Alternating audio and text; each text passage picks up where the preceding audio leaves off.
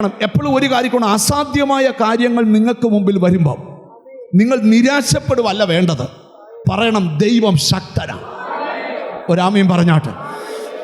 എനിക്കെന്തോ ദൈവാത്മാവ് ഒരു വെളിപ്പാട് തരുന്നത്, ചില ദിവസത്തിനകത്ത് ചില കാര്യങ്ങൾ തിരിഞ്ഞു മറിയും.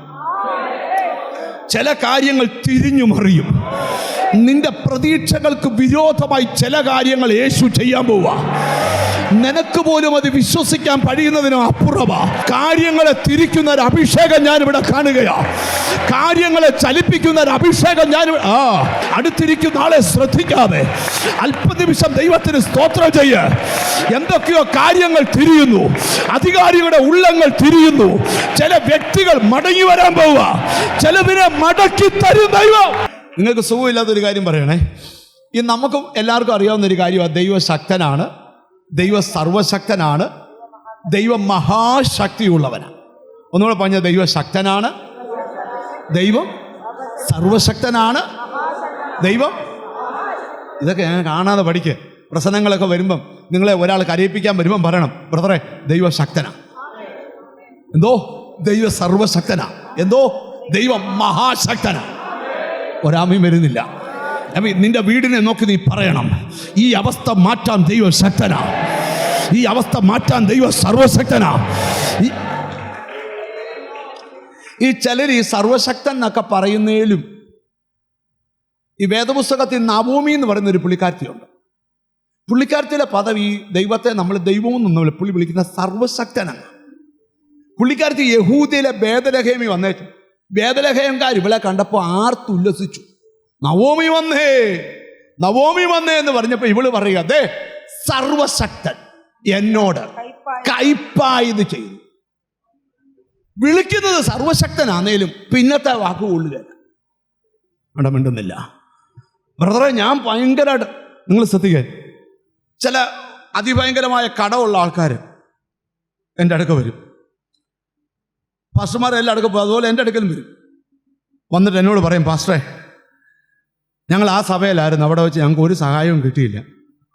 ഈ സഭയിൽ വരുമ്പോൾ വല്ല സഹായം കിട്ടുമെന്ന് വിചാരിച്ചാൽ വന്നേ. അപ്പം ഞാൻ തുടക്കത്തിലേ പറയും, ഇവിടെ ഒരു സഹായവും കിട്ടത്തില്ല, പക്ഷെ ഒരു ഭയങ്കര ഫൈനാൻസറെ പരിചയപ്പെടുത്താം. പുള്ളി എത്ര ഫണ്ട് വേണേ ചെയ്യും. മിണ്ടുന്നില്ല. ഫോൺ നമ്പർ തരാമോ? തരാം.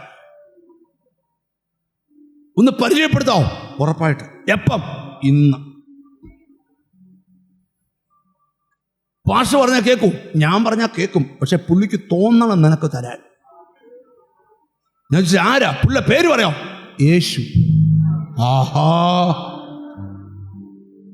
ആ യേശുവിനെ അല്ലേ ഞങ്ങളും വിളിക്കുന്നത്. ഞാൻ പറഞ്ഞു, വിളിച്ചില്ലെന്ന് പറഞ്ഞില്ലല്ലോ. പുള്ളിക്കാരൻ എന്നോട് അങ്ങ് ദേഷ്യോ, വലിയൊരു കഥയും പറഞ്ഞുകൊണ്ട് വന്നേക്കുന്നു. ഞാൻ പറഞ്ഞു, ഇതിൽ കൂടിയ കഥ എന്തുവാ പറയേണ്ടി? ബ്രദർ, ഇവിടെ യോഗത്തിന് വന്നാട്ടെ, ഞാൻ 1 കോടി രൂപയുടെ ചെക്ക് എഴുതി തരാമെന്ന് പറയണോ? ഉളിയോ വേർക്കുന്നു, മുഖം തുടയ്ക്കുന്നു, അരക്കുപ്പി വെള്ളം ഒറ്റ ഇരിപ്പി കുടിച്ചു. നമ്മ വെള്ളം കുടിച്ചിട്ട് കാര്യമില്ല. നിന്റെ പ്രശ്നം തീർക്കും കർത്താവ്. ഞാനൊരു നല്ല പെന്തിക്കോസുകാരൻ. ഞാൻ പറഞ്ഞു, അത് ഞാൻ പറഞ്ഞില്ല. നീ രക്ഷിക്കപ്പെട്ടാണോ? അതെ. നിത്യത നോക്കി ജീവിക്കുന്നവനാണോ? ആണോ. നിന്റെ കാര്യം നടത്താൻ ദൈവ ശക്തനാണെന്ന് നീ വിശ്വസിക്കുന്നു? മിണ്ടുന്നില്ല. പുള്ളി വെള്ളം കുടിച്ചോണ്ട് അവിടെ ഇരുന്നു. ഞാൻ പുള്ളിയോടൊരു 45 മിനിറ്റ് വർത്താനം പറഞ്ഞു.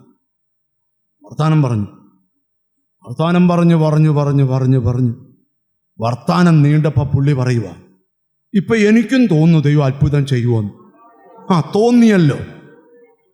ചിലരെയൊക്കെ ഒന്ന് തോന്നിപ്പിക്കാൻ വരുന്ന പാട്. ഒരിക്കൽ ബ്യൂട്ടി പാർലറിൽ ജോലി ചെയ്യുന്നൊരു പുള്ളിക്കാരത്തി എൻ്റെ അടുക്കൽ വന്നിട്ട് പറഞ്ഞു, എൻ്റെ പൊന്നു പാസ്റ്ററെ, 17 ലക്ഷം രൂപ കടവാ. ഞാൻ ലാസ്റ്റ് യോഗത്തിന് വരിക. ഇന്നൂടെ വിടുതൽ കിട്ടിയില്ലേ, ഞാൻ ഇനി ഒരിക്കലും യോഗത്തിന് വരിക. ഞാൻ പറഞ്ഞു, സിസ്റ്റർക്ക് പോയി വന്നില്ലേ?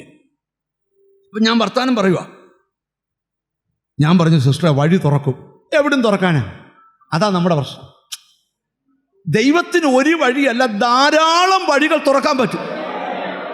നിങ്ങൾ മനുഷ്യരിൽ ആശ്രയിക്കരുത്, ദൈവത്തെ തന്നെ ഡിപ്പെൻഡ് ചെയ്യണം. സ്തോത്രം. അടുത്തിരിക്കുന്നവർക്ക് കൈ കൊടുത്ത് വിശ്വാസം പറ, ധാരാളം വഴികൾ തുറക്കാൻ പോകുന്നു. വരുമാനത്തിന്റെ പല പല സ്രോതസ്സുകൾ ഒരുപോലെ ഓപ്പൺ ആവുക. പല പല സ്രോതസ്സുകൾ ഒരുപോലെ ഒരുപോലെ ഒരുപോലെ